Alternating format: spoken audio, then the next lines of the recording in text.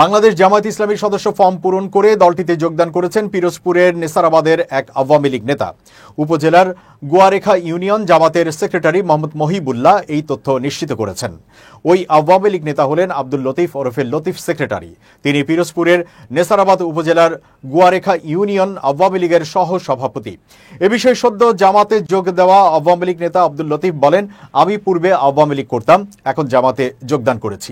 বয়স কম হয়নি, তাই চিন্তা করলাম আমার বয়স এখন ৭০ বছর, তাই শেষ জীবনে একটা ইসলামী দলের সঙ্গে থেকে মরতে চাই।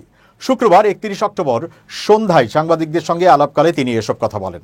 স্থানীয় সূত্রে জানা গেছে, গুয়ারেখা ইউনিয়নটি মূলত হিন্দু অধ্যুষিত এলাকা এবং ঐতিহ্যগতভাবে আওয়ামী লীগের ঘাঁটি হিসেবে পরিচিত।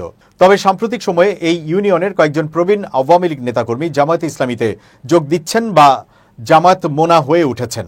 গুয়ারেখা ইউনিয়ন জামাতের সেক্রেটারি মোহাম্মদ মহিবুল্লাহ বলেন, আমাদের ইউনিয়নে জামায়াতের অবস্থান দিন দিন শক্তিশালী হচ্ছে। অনেকে আমাদের দলে যোগ দিতে আগ্রহী, তবে যাচাই বাছাইয়ের পরই সদস্য পদ দেওয়া হয়। এলাকা হিন্দু অধ্যুষিত হলেও অনেক সম্ভ্রান্ত হিন্দু নাগরিকও আমাদের সঙ্গে সম্পৃক্ত হচ্ছেন। তিনি আরও জানান, আব্দুল লতিফ আমাদের দলের প্রাথমিক সদস্য পদ ফর্ম পূরণ করেছেন।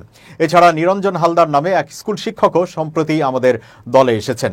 শিগগিরই তাদের আনুষ্ঠানিকভাবে সদস্য করা হবে। স্থানীয় রাজনৈতিক মহলে আওয়ামী লীগের সহসভাপতির হঠাৎ জামায়াতে যোগদান নিয়ে ব্যাপক আলোচনা সমালোচনা চলছে। অনেকেই একে স্থানীয় রাজনীতিতে গুরুত্বপূর্ণ পরিবর্তনের ইঙ্গিত হিসেবে দেখছেন।